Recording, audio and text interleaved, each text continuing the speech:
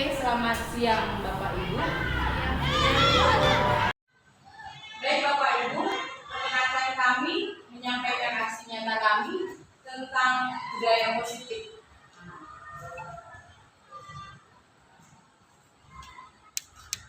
Apa itu budaya positif?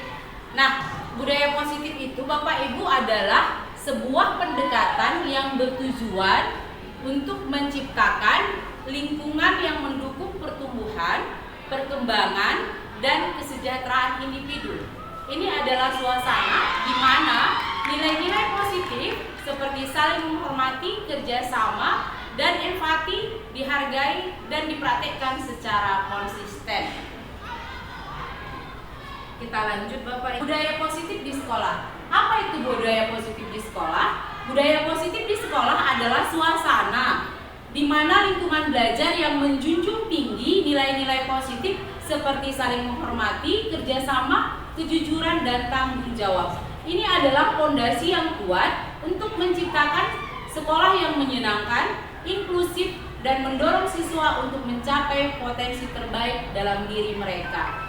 Mengapa budaya positif penting di sekolah? Itu karena satu, meningkatkan prestasi akademik. Kedua, membentuk karakter. Selanjutnya, menciptakan lingkungan belajar yang menyenangkan dan mengurangi masalah disiplin dengan fokus pada perilaku yang positif. Selanjutnya, meningkatkan kerjasama antara guru, siswa, dan orang tua. Budaya positif memperkuat hubungan antara semua pihak yang terlibat dalam proses pendidikan. Selanjutnya Bapak Ibu, budaya positif ini berkaitan dengan yang namanya disiplin positif dan juga nilai-nilai kebajikan yang universal. Apa itu disiplin positif? Disiplin positif itu adalah pendekatan dalam metode dalam mendidik anak yang berfokus pada membangun hubungan positif antara guru dan siswa serta menciptakan lingkungan belajar yang kondusif. Sedangkan nilai-nilai kebajikan yang universal adalah nilai-nilai yang berlaku secara umum secara umum di lintas budaya seperti kejujuran. Ini diakui oleh semua orang tentu. Pokoknya nilai yang universal, tidak dia menjurus ke satu golongan begitu ya. Pokoknya nilai yang kebajikan yang sifatnya universal yang diakui memang ini benar gitu. Seperti jujur, tanggung jawab, saling menghormati, kasih sayang, keadilan, seperti itu. Nilai-nilai ini menjadi fondasi bagi pengembangan karakter yang baik. Selanjutnya Bapak Ibu, integrasi disiplin positif dengan nilai-nilai kebajikan yang universal. Nah, integrasi antara disiplin positif tadi dengan nilai-nilai kebajikan yang universal itu saling berintegrasi atau saling berhubungan. Dengan menggabungkan nilai disiplin positif dan nilai kebajikan universal, kita dapat menciptakan lingkungan belajar yang menyenangkan dan membentuk karakter siswa. Nah, jadi penggabungan antara disiplin positif tadi dan nilai-nilai kebajikan yang universal tadi, yang dimana kita akui bahwa ini bagus dan diakui oleh semua orang bahwa ini adalah nilai-nilai kebajikan yang universal, digabungkan dengan nilai disiplin positif akan membentuk suasana belajar yang menyenangkan dan kondusif. Seperti itu Bapak Ibu. Selanjutnya, ini teori motivasi, penghargaan, dan hukuman. Ini seperti ini Bapak Ibu. Kalau kita misalnya anak-anak itu ada dia berperilaku karena kita kasih dia melakukan sesuatu karena penghargaan. Ada anak-anak itu berperilaku juga karena hukuman.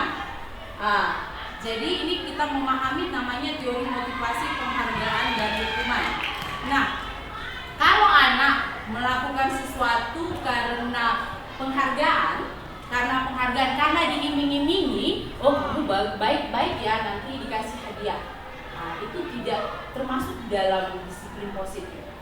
Atau anak itu bagus, dia berjalan pada rule-nya. Kalau dihukum baru dia itu juga tidak.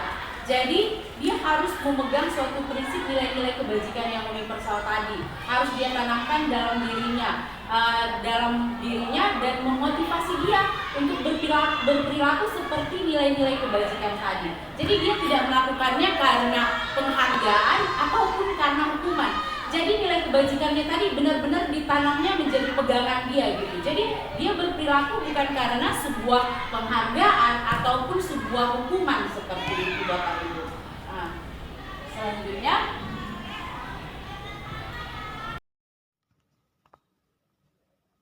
Nah, Bapak Ibu, ini adalah video contoh yang saya terapkan di kelas. Ini saya ambil di kelas 91. Ini saya ambil di kelas 91, contoh video pembuatan keyakinan kelas. Nah, saya bagikan sticky note, lalu mereka menuliskan apa nilai-nilai apa yang mereka yakini, nilai-nilai apa yang mereka sepakati, yang mau mereka jadikan fondasi untuk memicu minat belajar mereka dan menciptakan suasana lingkungan yang kondusif di kelas 91. Karena pada dasarnya keyakinan kelas itu adalah seperangkat nilai dan prinsip yang disepakati bersama oleh guru dan siswa untuk memandu perilaku dan interaksi di dalam kelas. Ini bukan sekedar aturan, melainkan lebih kepada komitmen mereka bersama antara guru dan sesama siswa untuk menciptakan lingkungan belajar yang positif dan produktif. Nah, inilah Bapak Ibu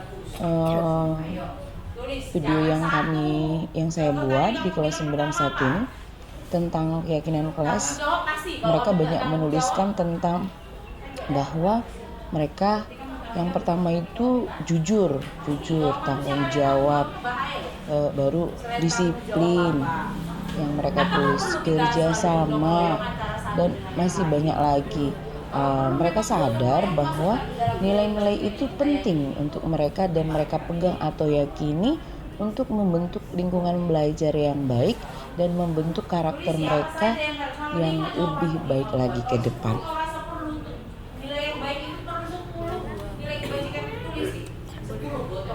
Jujur Bu, kalau bohong dia hilang nanti barang lu kemana? Jujur. Boleh.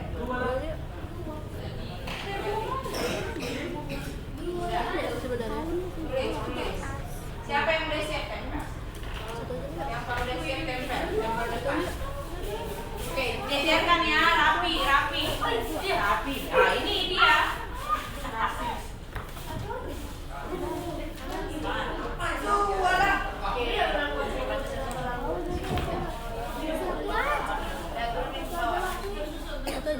Desi cepet Desi ya. Ingat ini perhatikan selalu ya. Disusun ya, rapi ya. Kenapa lemnya tadi kau buat gitu? Caranya. Udah tempel.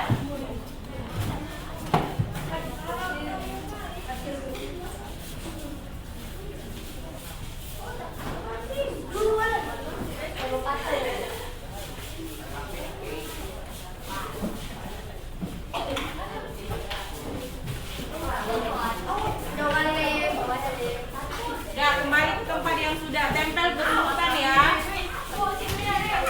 Satu-satu, jangan berdesakan. Langsung balik dulu nah.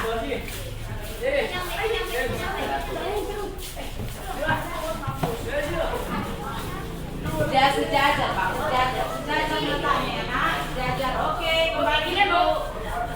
Ya, kembali ke sana Bu. Ayo. Ayo, Betty. Saya.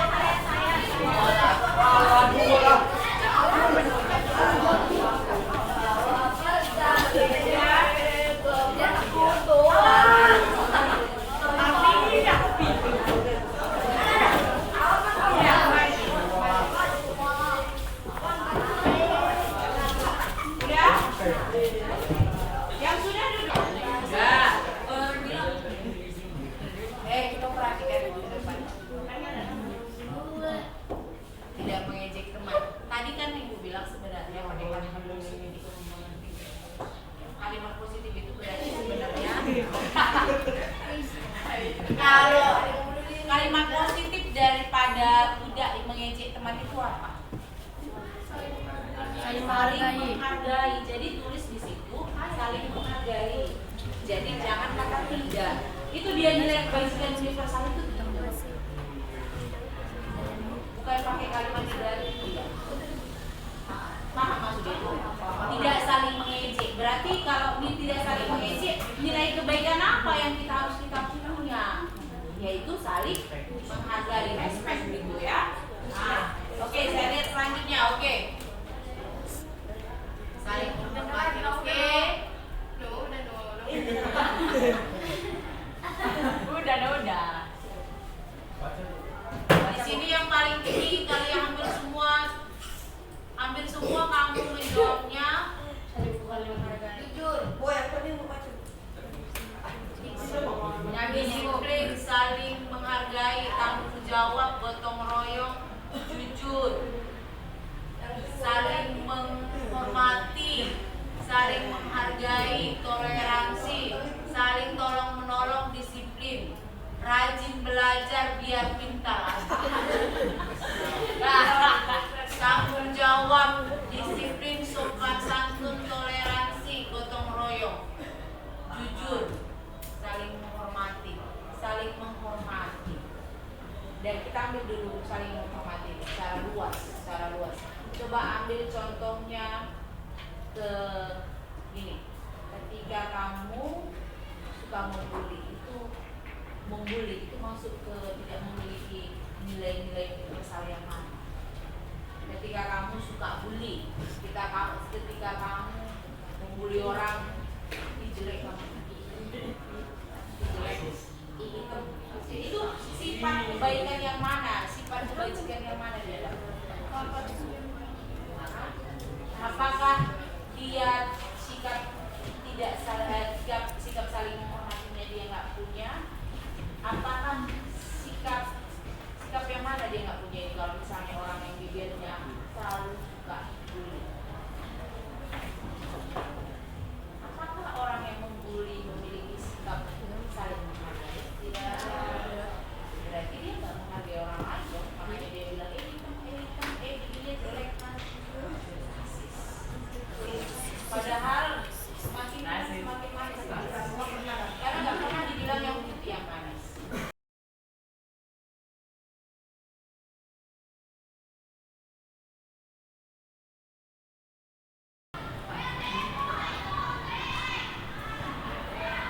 Baik Bapak Ibu, untuk selanjutnya saya coba menyambung untuk kebutuhan dasar manusia. Ada 5 kebutuhan dasar manusia yang harus terpenuhi oleh peserta didik. Yang pertama itu kebutuhan untuk bertahan hidup atau survival, lalu kebutuhan berkasih sayang dan rasa ingin diterima, kebebasan atau freedom, kesenangan atau fun, dan penguasaan atau power. Jadi Bapak Ibu, tinggal atur peserta didik kita di kelas terkait ini sebenarnya, tapi kita jarang untuk menggalinya. Misalnya, si anak itu di rumah tidak mendapatkan kasih sayang, jadi dia di kelas bertingkah sehingga dia butuh nilai rasa kasih sayang dan rasa ingin diterima. Itu yang kadang-kadang terjadi pada peserta didik kita. Maka kita sebagai seorang guru harusnya menggali apa yang menjadi kebutuhan dasar dari peserta didik kita. Contohnya, anak-anak senang bermain bola di kelas. Nilai kebutuhan dasar apa yang mereka ingin capai? Jawabannya nilai kesenangan. Kadang ada yang suka membuli temannya. Nilai kebutuhan apa yang mereka ingin capai? Nilai penguasaan. Ini contoh daripada kebutuhan dasar manusia. Untuk selanjutnya,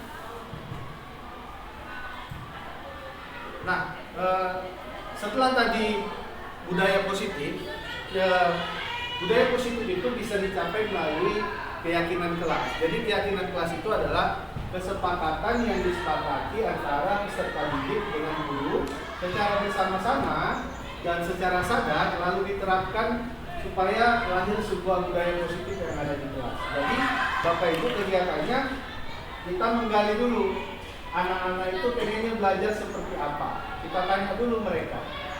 Tapi disepakati bersama-sama, itu akan menjadi sebuah perjanjian sosial yang menjadi pedoman dalam berinteraksi di kelas. Contohnya, biasanya mereka selalu mulai dengan kata-kata jangan, dilarang membuang sampah sembarangan, ya kan? Atau dilarang ribut, dilarang membuat keributan, dilarang mengambil yang bukan punyanya gitu. Nah, dari kata-kata jangan ini kita ubah menjadi kalimat positif. Contoh, kalau dia dilarang membuang sampah, kalimat positifnya kira-kira begini: buanglah sampah pada tempatnya. Jadi kata dilarang tadi kita ubah menjadi kalimat positif. Itu yang pertama contohnya. Dan bisa juga dilihat dari sini. Ini sudah langsung ya kalimat positif. Menghargai perbedaan pendapat yang menjadi latar belakang masing-masing. Ini sudah menjadi kalimat positif Bapak Ibu. Bekerja sama untuk mencapai tujuan bersama. Selalu jujur dalam mengerjakan sesuatu. Ini kalau kalimat negatifnya contohnya dilarang mencontek.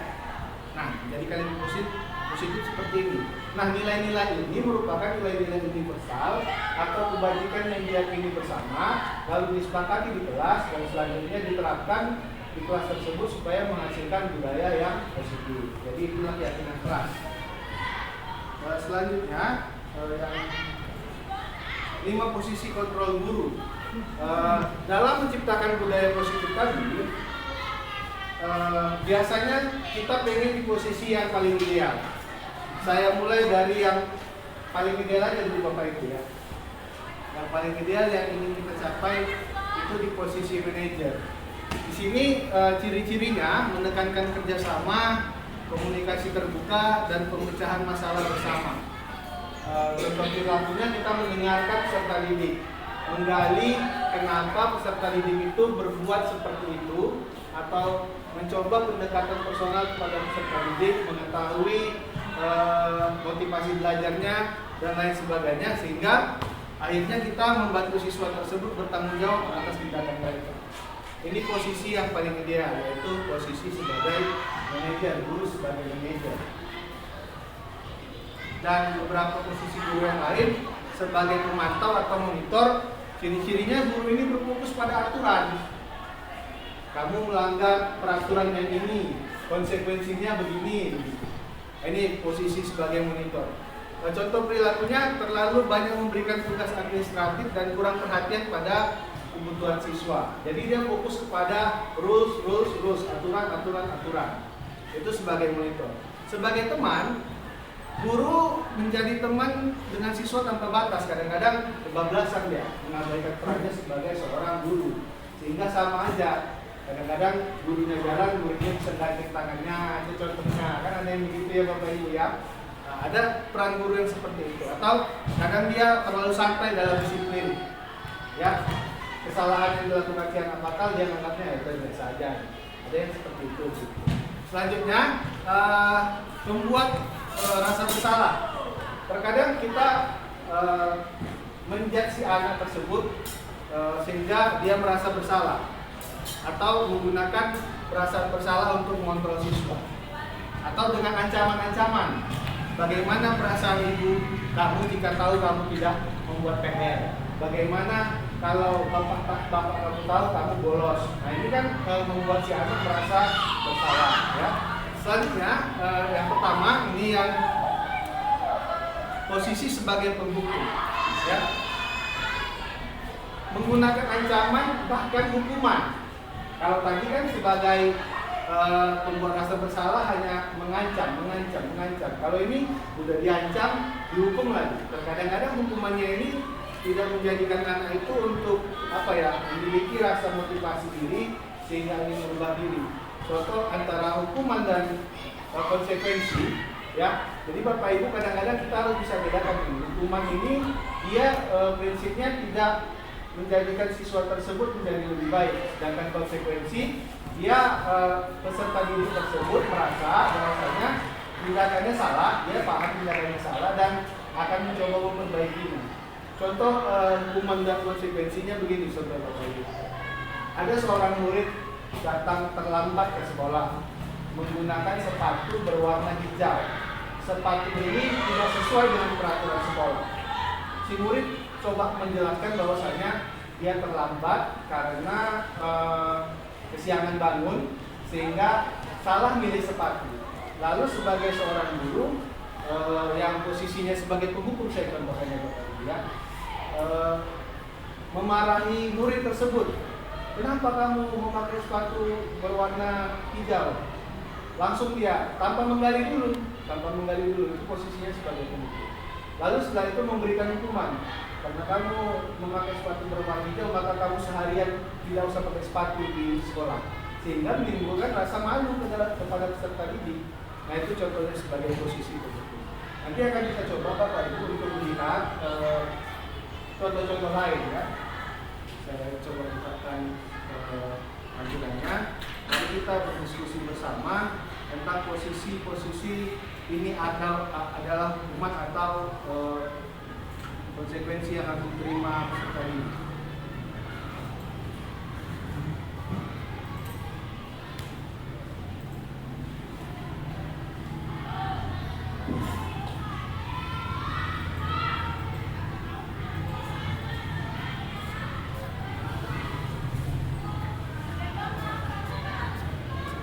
Oke, mari kita bedakan posisi hukuman atau konsekuensi. Mencatat 100 kali di dalam buku kalimat saya tidak akan terlambat lagi karena terlambat ke sekolah. Menurut Bapak Ibu, ini merupakan hukuman atau konsekuensi? Hukuman. Kalau hukuman tadi dia sifatnya tidak memberikan solusi, lebih berfokus kepada kesalahan peserta didik, tidak membuat peserta didik belajar atas kesalahannya. Kalau konsekuensi tindakannya menjadi lebih bertanggung jawab. Kita lihat ya Bapak Ibu ya, lihat ya. Ini apakah konsekuensi atau hukuman? Apa tadi Bu Des hukuman ya? Kita lihat, ternyata ini konsekuensi, ya, sanksi atau konsekuensi. Lari mengelilingi lapangan basket karena terlambat hadir ke sekolah. Bukan di pelajaran olahraga ya Bapak Ibu ya. Kira-kira hukuman atau sanksi konsekuensi? Tidak apa-apa Bapak Ibu, kita kan belajar itu siap salah atau enggak? Hukuman ya. Hukuman. Oke. Selanjutnya membersihkan coretan yang dibuatnya di meja tulis, sanksi atau hukuman? Kalau sanksi dia positif, kalau hukuman dia biasanya negatif. Sanksi ya Bapak Ibu ya. Oke. Selanjutnya murid diminta untuk push up 15 kali karena tidak menggunakan masker di sekolah. Kira-kira hukuman atau konsekuensi? Hukuman ya. Hukuman. Lalu menggantikan kertas tugas teman yang telah dicoret-coret, sanksi atau hukuman? Sanksi ya. Lalu lagi contoh lain, berjemur di lapangan basket jam 12 karena mengobrol dengan teman, hukuman ya. Murid diminta bertelanjang kaki sepanjang hari karena tidak menggunakan sepatu berwarna hitam, hukuman ya Bapak Ibu ya. Berdiri di depan kelas sambil mengangkat satu kaki karena tidak bisa menjawab pertanyaan. Ya. Memang kesannya kita itu memberikan apa ya, pelajaran kepada anak itu, tapi kayaknya nggak worth it kali kalau hanya karena nggak bisa menjawab satu pertanyaan berdiri di depan kelas gitu ya. Membersihkan tumpahan air di meja tulis karena tersenggol, sanksi ya, dia bertanggung jawab atas tindakannya. Itu tanda sebuah kedewasaan, bertanggung jawab atas tindakannya. Kehilangan 10 menit jam istirahat untuk mengerjakan tugas karena terlambat 10 menit. Sanksi atau hukuman Bapak Ibu? Sanksi ya, ya masih relate ya, sanksi itu masih relate gitu, masih nyambung gitu. Kalau nggak pakai masker suruh pusat hubungannya apa ya gitu ya, nyambung. Duduk di bangku pinggir taman dan istirahat tidak diizinkan berpikir karena mencederai teman bermain di lapangan. Sanksi atau hukuman? Hukuman? Sanksi ya. Terlambat 15 menit, diminta tinggal 15 menit seusai pelajaran. Sanksi ya Bapak Ibu ya. Lari mengelilingi lapangan basket 2 kali karena terlambat 10 menit pada pelajaran PJOK. Sanksi atau hukuman? Sanksi ya, masih nyambung ya. Nah ini contoh-contohnya, jika kita sudah bisa memahaminya berarti sudah dapat materinya bahwasanya terkadang kita harus memberikan anak itu konsekuensi atas tindakannya, bukan memberikan hukuman sehingga mereka merasa lebih bertanggung jawab atas tindakannya. Ya. Bersihkan WC karena matakan pensil kawan. Ya. Oke, kita kembali lagi ke posisi materi tadi, budaya positif. Selain untuk mengetahui hukuman dan konsekuensi, ada lagi dalam upaya menciptakan budaya positif yang bisa dilakukan tadi keyakinan kelas, bersihkan guru. Nah, ini segitiga restitusi. Jadi Bapak Ibu, dalam menangani masalah siswa, kita bisa menerapkan yang namanya konsep segitiga restitusi. Penerapan disiplin ini membantu individu, terutama anak, yang memahami konsekuensi dari tindakan mereka dan memberikan kesempatan untuk memperbaiki kesalahan yang telah dilakukan. Konsep ini menekankan tanggung jawab dan perbaikan diri daripada sekedar hukuman. Jadi segitiga restitusi ini kita mulai dengan menstabilkan identitas peserta didik. Maksudnya bagaimana, nanti kita bisa lihat di videonya. Lalu yang kedua, tindakannya adalah validasi tindakan yang salah. Lalu selanjutnya menanyakan keyakinan kelas. Langkah pertama, menstabilkan identitas, validasi tindakan yang salah. Semua perilaku memiliki alasan. Nah, alasannya ini tadi terkait dengan kebutuhan utama dasar manusia, ya. Alasannya. Lalu kita solusinya ini memunculkan motivasi internal untuk berubah. Mari kita saksikan video untuk lebih memahami daripada segitiga restitusi itu.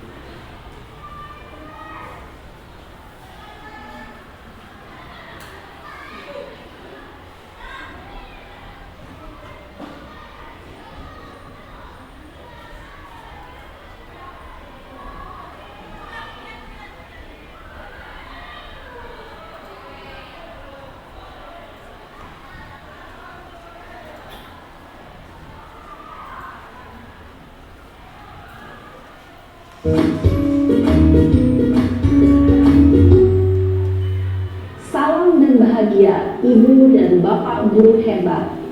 Pada video kali ini kita akan membahas tentang salah satu program disiplin positif yang diterapkan di lingkungan sekolah yang dikenal dengan nama restitusi.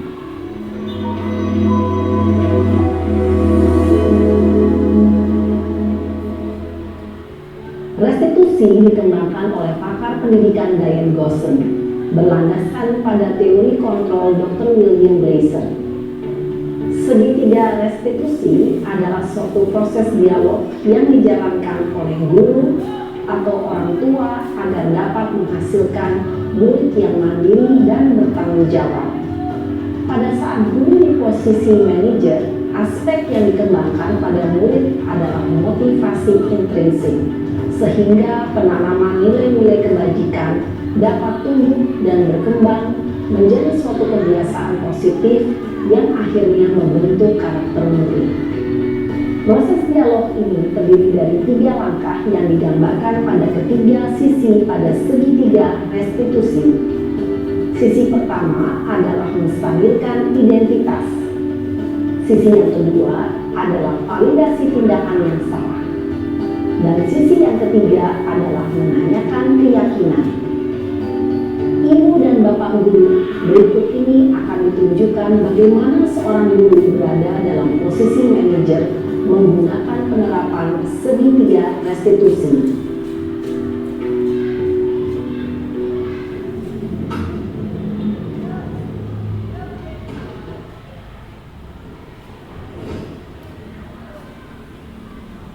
Siang Sarah. Siang Pak. Sudah lama gak ketemu Sarah? Kenapa hari ini ada di sini? Kesel Pak, kesel banget. Masa aku dikatain tukang fitnah Pak? Ya aku marah lah. Aku balik katain Eka di depan kelas. Kesel banget. Oh begitu. Ya pasti kamu marah dan kesal. Bapak juga akan marah apabila ada yang menuduh Bapak seperti itu. Kemudian pada saat itu kamu mau melakukan apa? Ya saya langsung ngatain Eka lah Pak. Kesel banget. Saya bentak-bentak dia di depan teman-teman lain. Oh begitu. Pasti kamu melakukan seperti itu karena suatu alasan tertentu bukan? Iyalah, masa saya diam saja Pak. Ya saya bela diri lah. Masa saya dituduh tukang fitnah? Ya wajar lah. Mempertahankan harga diri itu sesuatu yang penting buat kamu. Untung kamu tidak bertindak lebih gegabah lagi, hanya membentak-bentak. Iya Pak. Untung saya masih bersabar dan hanya membentak saja. Sudah gemes padahal. Saya pasti bela diri lah. Ya pasti ya. Tapi kamu memilih untuk tetap bertahan dan bersabar. Kamu memilih untuk tidak berbuat lebih parah lagi, bukan? Iya. Nah, sekarang coba kita lihat lagi tindakan kamu yang bentak-bentak Eka di kelas. Tindakan kamu itu kira-kira sesuai dengan keyakinan kelas atau prinsip kamu tidak? Enggak lah Pak. Capek Pak jadi pemarah. Jadi keyakinan atau prinsip mana yang kurang sesuai dengan keinginan kamu? Ya, saya sebenarnya sangat menghargai orang lain. Mungkin saat itu saya menjadi emosi, jadi tidak menunjukkan sikap itu. Kamu meyakini tidak? Menghargai orang lain itu penting buat kamu. Yakinlah Pak. Iya, setuju. Kita harus saling menghargai.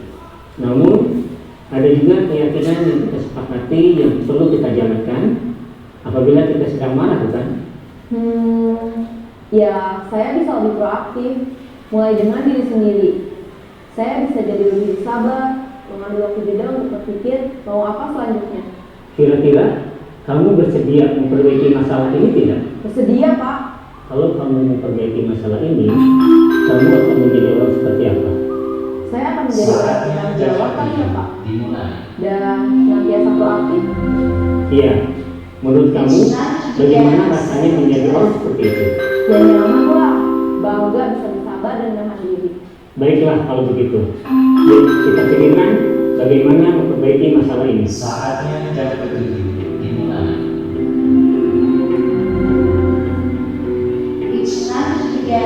Ini dan Bapak Guru hebat.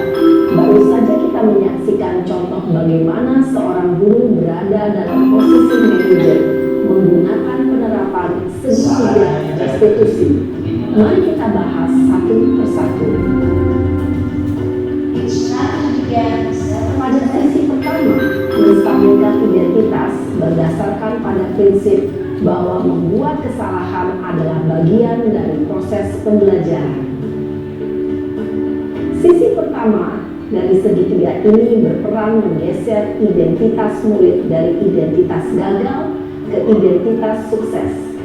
Murid yang sedang bertingkah laku yang tidak pantas atau menarik diri saat itu sedang mengalami identitas gagal. Bila kita mengkritiknya, maka posisinya tidak akan berubah. Kita bisa mengajukan pernyataan-pernyataan ini. 1. Membuat kesalahan sesuatu yang wajar. 2. Manusia tidak ada yang sempurna.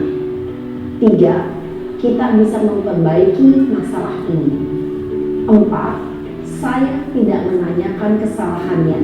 Saya lebih fokus bagaimana memperbaiki masalah ini. 5. Apakah saat ini kamu tengah menjadi orang yang baik untuk dirimu sendiri? Pada sisi kedua, validasi tindakan yang salah berlandaskan pada prinsip bahwa setiap perilaku berupaya memenuhi suatu kebutuhan tertentu. Guru yang telah memahami teori kontrol akan bergeser dari pemikiran stimulus respon menjadi proaktif dan mencoba untuk mengenali tujuan dari perilaku murid. Mengenali dan mengakui kebutuhan murid ini dapat memperbaiki hubungan dengan murid tersebut. Pernyataan atau pertanyaan bisa disampaikan dengan nada suara tidak menghakimi atau memojokkan, sehingga dapat mengembalikan murid pada posisi positif. 1. Kamu bisa saja bertindak lebih gegabah lagi dari ini. 2. Kamu bukan melakukannya tanpa suatu alasan tertentu. 3. Kamu melakukannya karena mempertahankan sesuatu yang penting bagimu. 4. Mungkin kamu bisa mempelajari suatu perilaku baru yang lebih efektif. Bersediakah kamu mempelajarinya? Selanjutnya, kita akan simak sisi terakhir, yaitu menanyakan keyakinan.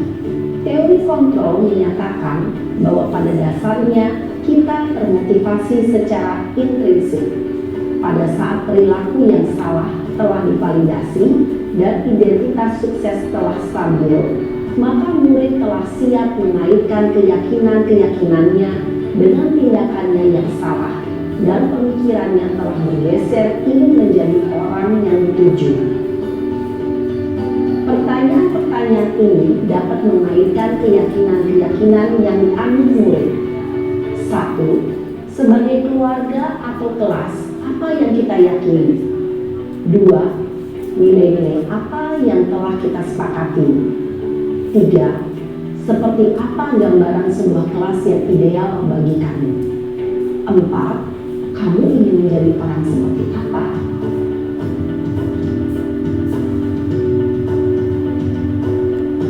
Dalam menerapkan segitiga restitusi, perlu diperhatikan beberapa hal, yaitu 1. Perilaku yang salah perlu dikaitkan dengan nilai-nilai atau keyakinan-keyakinan yang telah disepakati atau dituju. 2. Kesediaan orang yang melakukan kesalahan untuk memperbaiki masalah.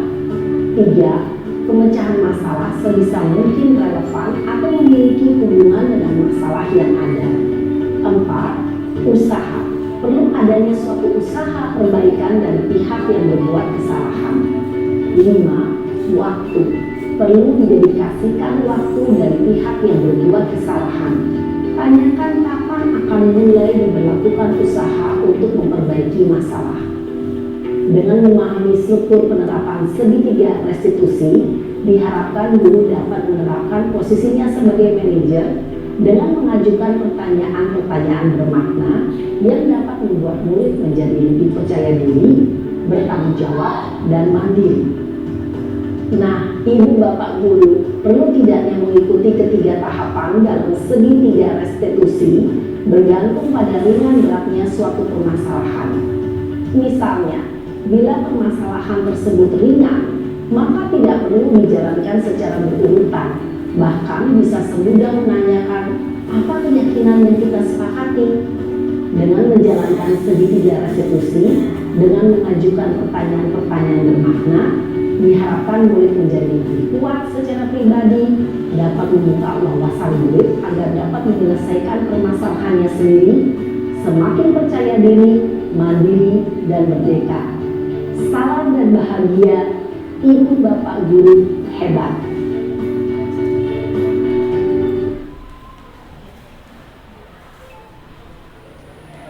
Bapak Ibu, demikian videonya.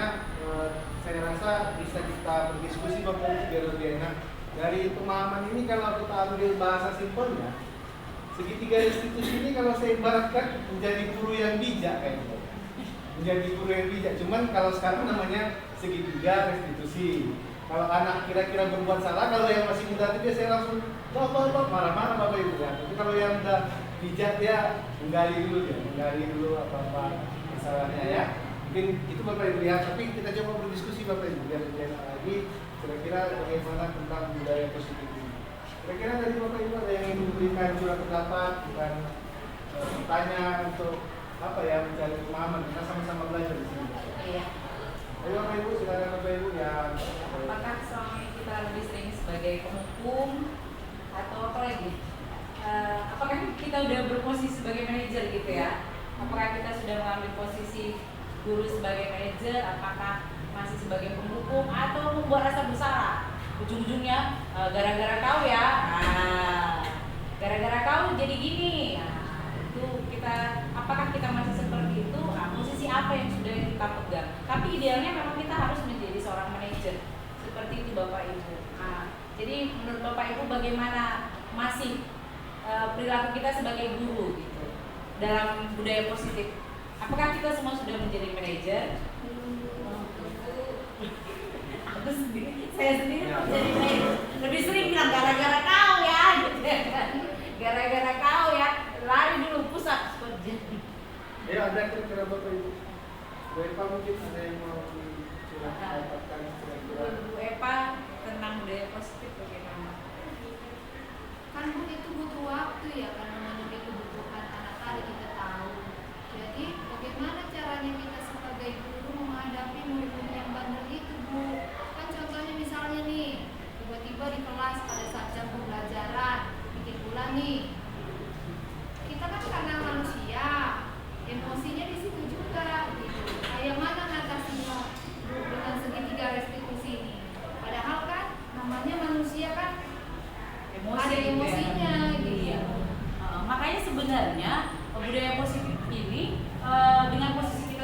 belajar ada namanya kita harus belajar regulasi emosi. Di sini kita dalam kelanjutan ini ada namanya kita guru harus belajar namanya regulasi emosi. Bagaimana kita memanage emosi kita, apalagi kalau kesalahannya berulang. Gak mungkin lagi kita tanya lagi balik. Hari ini dia udah pakai sepatu, basah katanya. Basah. Oke, kita posisi kita sebagai manajer. Besok jawabnya lagi. Besok berulang. Itu pasti kita akan emosi. Kalau jatuh ke dalam kesalahan yang sama secara berulang, apa berulang juga kita menanyakan keyakinan apa yang kamu pegang, nak? Apa betul, nak, ini tindakanmu?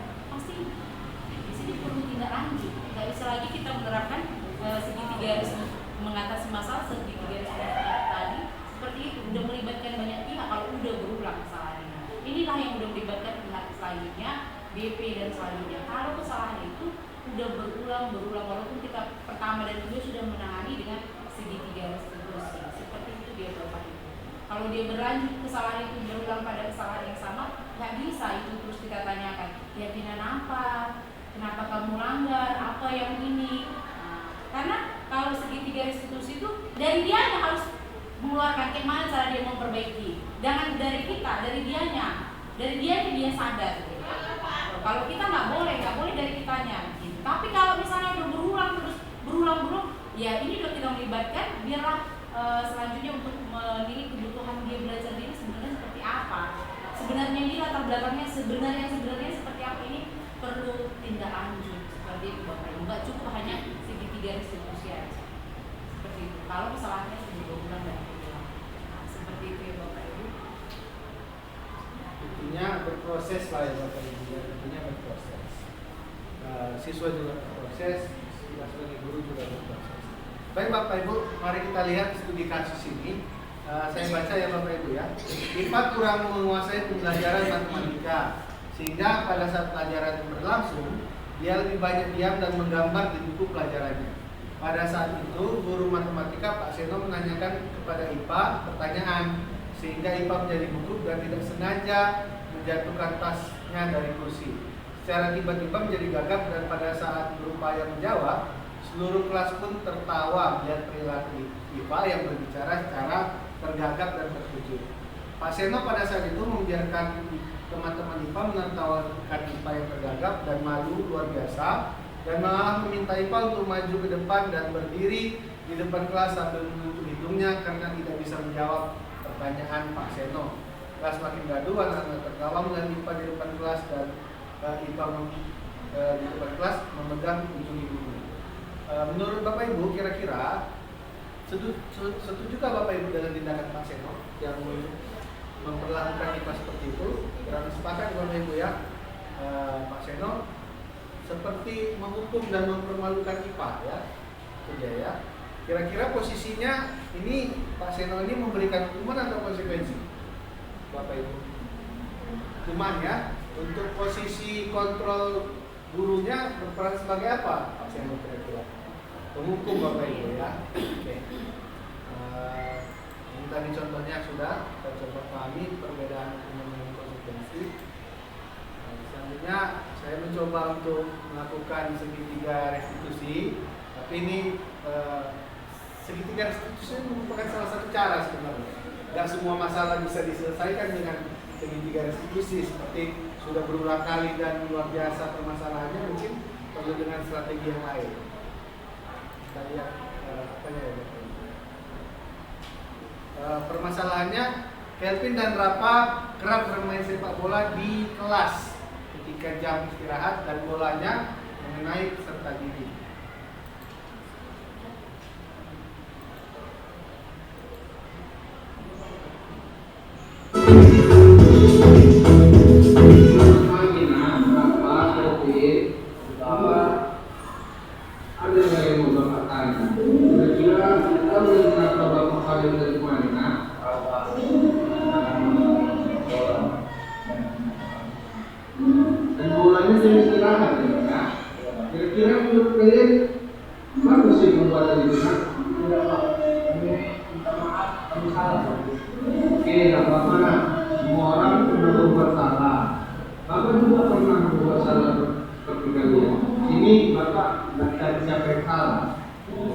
Anda inginkan solusi dari masalah itu?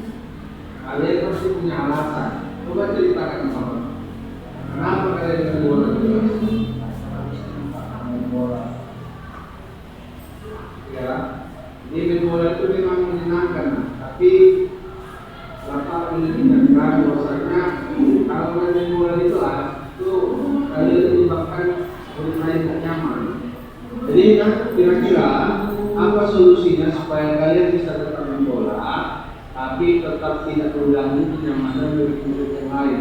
Ada Pak, harusnya main bola di tempat yang disediakan oleh sekolah. Tentunya Pak Guru meminta maaf kepada murid dan kepalanya juga. Kira-kira kapan bisa dimulai tidak main bola di kelas ini? Nanti Pak, ya, bola tidak ada. Oke, baik, berapa solusinya ya? Sekarang Bapak coba ingatkan kalian. Ingatlah kira-kira kesepakatan kelas yang telah kesepakati. Masih Pak, Ya. Kira-kira apa poin yang kalian langgar dari keyakinan kelas tersebut? Jadi selanjutnya kalian ingin menjadi murid yang seperti apa? Nah,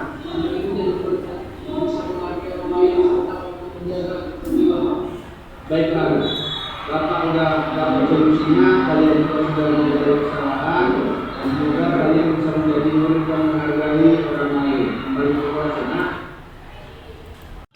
Nah, Bapak Ibu, inilah contoh video yang saya buat menggunakan segitiga restitusi ya. Ini contoh video yang saya lakukan dalam mengatasi masalah siswa, dalam menghadapi permasalahan siswa dengan menggunakan segitiga restitusi, mulai dari menstabilkan identitas, baru validasi tindakan yang salah, lalu yang terakhir itu menanyakan keyakinan. Nah, ini yang siswa yang saya hadapi adalah Aura dan Yuyun. Tidak akan mengulangi lagi. Jadi ke depan Aura berjanji tidak akan ribut lagi di kelas. Menurut Aura, kalau ribut itu sebenarnya keyakinan kelas kita yang mana yang Aura langgar?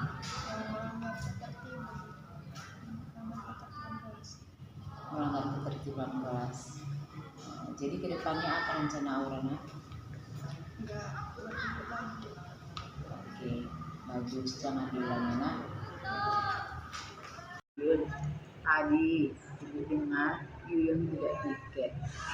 Apa betul itu, nak? Menurut Yuyun, sikap tidak tiket itu sikap yang bagaimana? Benar atau salah? Tahu nggak Yuyun kalau salah tidak tiket? Setiap orang memang pernah salah, tetapi bagaimana dia ke depannya bisa memperbaiki diri dari apa yang diperbuatnya. Nah, apalah yang Yuyun lakukan untuk memperbaiki kesalahan Yuyun? Datang lebih awal, berarti datang duluan untuk tiket. Nah, kalau kita tidak pikir, kalau kita abai terhadap kelas, menurut Yuyun keyakinan kelas apa yang Yuyun langgar sehingga kelas itu tidak berjalan semestinya? Apa keyakinan kelas yang Yuyun langgar? Tidak bisa. Jadi kedepannya bagaimana, nak? Jadi kedepannya Yuyun akan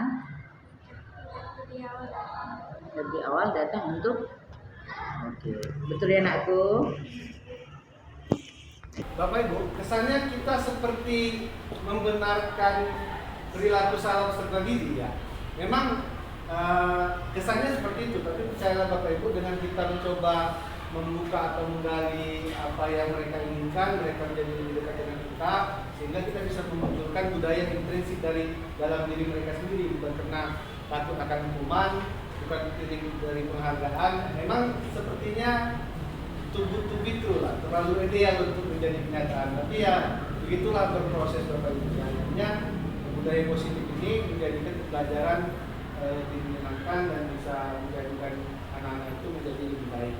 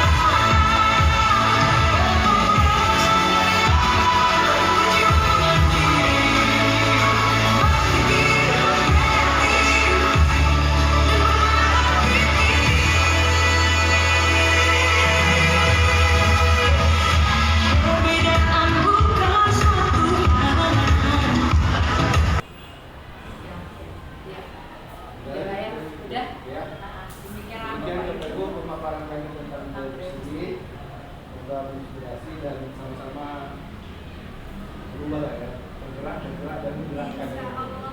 Ya, semoga kita bisa, kan gitu ya kan, semoga kita bisa. Oke, demikian Bapak Ibu, terima kasih.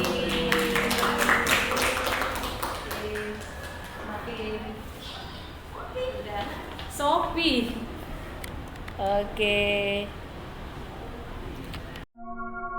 Sebagai penutup Bapak Ibu, kami tampilkan sebuah film pendek tentang siswa yang selalu terlambat datang ke sekolah.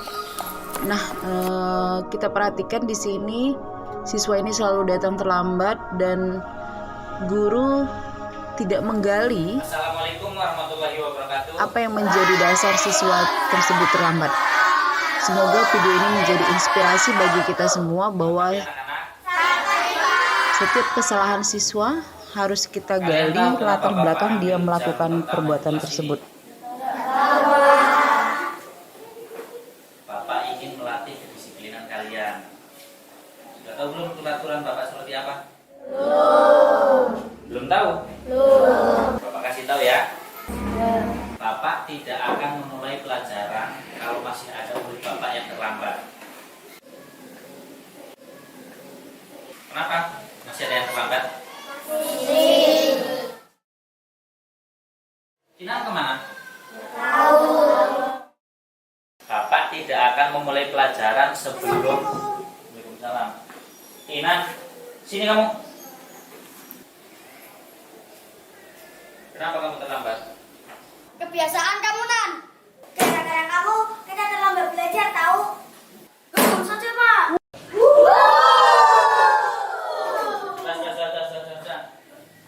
Kinan, kamu duduk. Tapi ingat, jangan sampai terlambat lagi. Kalau sampai kamu terlambat lagi, Bapak benar-benar tidak akan memulai pelajaran. Paham?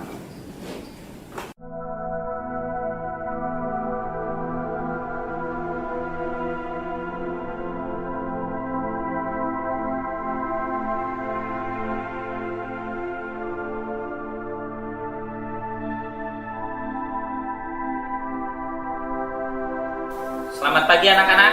Selamat pagi, Pak. Kinan belum masuk? Belum. Benar-benar.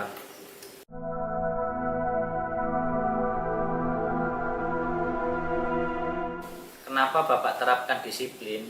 Itu agar kalian nanti di SMP, SMA seterusnya agar bisa tepat waktu. Paham kalian? Harus patuh. Assalamualaikum. Waalaikumsalam. Sini kamu.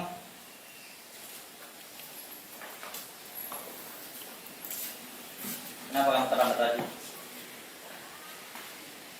Kenapa? Jawab, kenapa kamu diam? Bapak kan sudah bilang, kamu jangan terlambat lagi. Kasihan teman-teman kamu ketinggalan pelajaran gara-gara kamu. Kenapa kamu terlambat? Tadi saya. Sudah, tidak usah banyak alasan. Sekarang kamu berdiri di depan kelas, tunggu sampai pelajarannya selesai. Kamu boleh ikut pelajaran Bapak, tapi kamu berdiri di depan. Berdiri sekarang.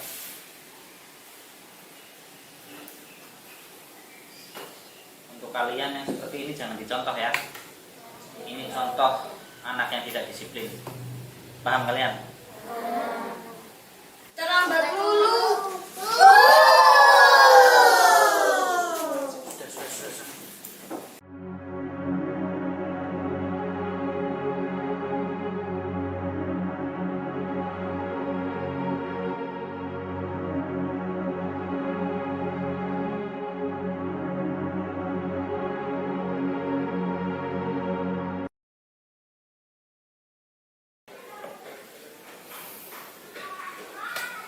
Sudah 1 jam lebih ini Kinan belum datang. Apakah ada yang tahu kemana? Mungkin hari ini Kinan tidak berangkat, Pak. Mari kita mulai pelajaran saja.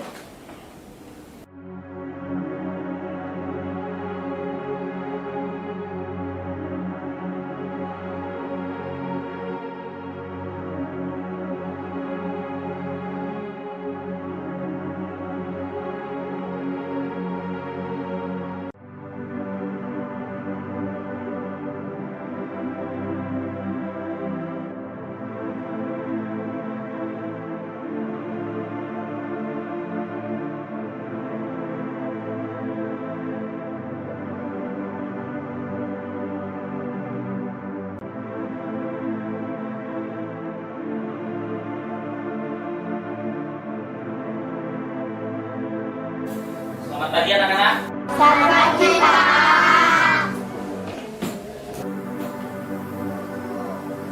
Kiram, maju kamu ke depan.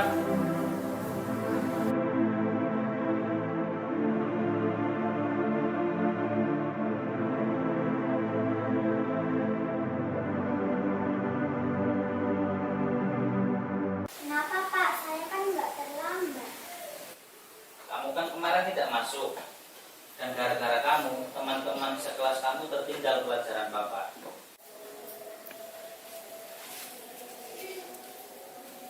Dan setiap hari kamu selalu terlambat. Hari kemarin kamu tidak masuk. Kenapa? Coba jelaskan. Maafin saya, teman-teman. Gara-gara saya, kalian tidak belajar. Hari pertama, saya terlambat karena ayah saya jatuh di kamar mandi.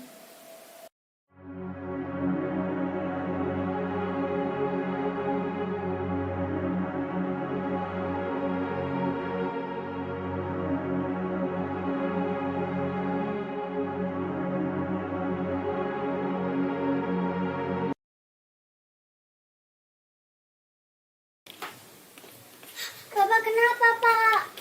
Pak! Bapak, tolong! Tolong!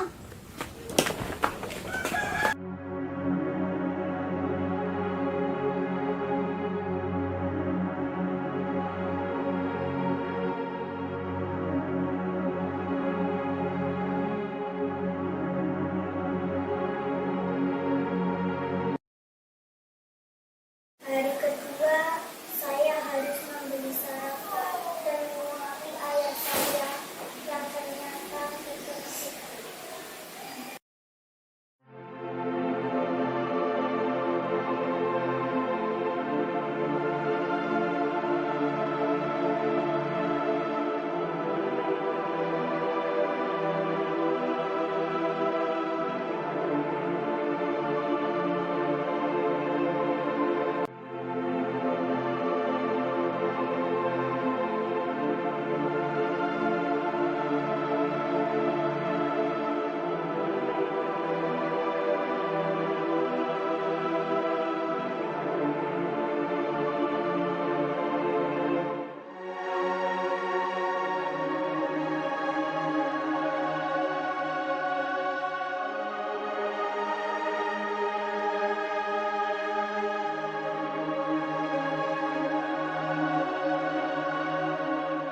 Dan hari ketiga, saya tidak masuk sekolah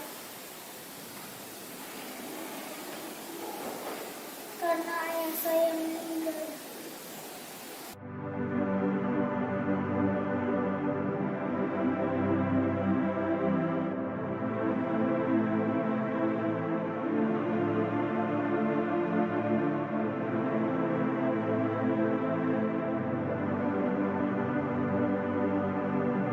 Apa kalian masih mau melempari aku lagi? Silakan lempari saja. Silakan.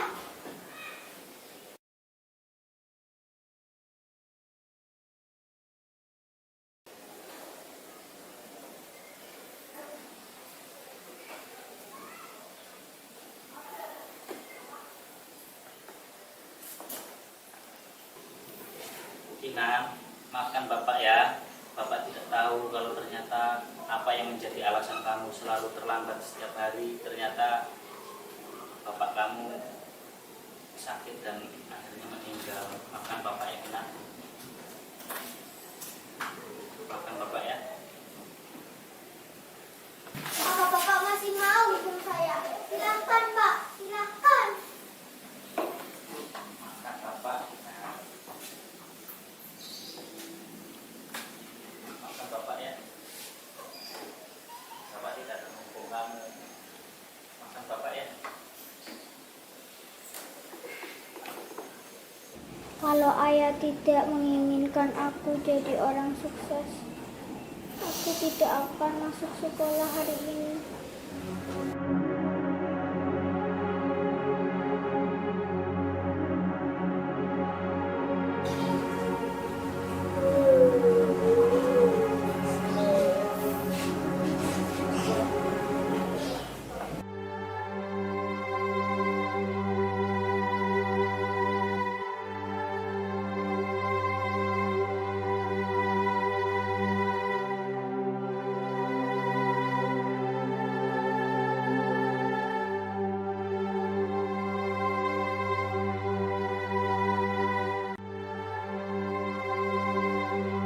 Sebaiknya berkesimpulanlah yang baik terlebih dahulu terhadap seseorang sebelum kesimpulan yang salah yang kalian dapatkan.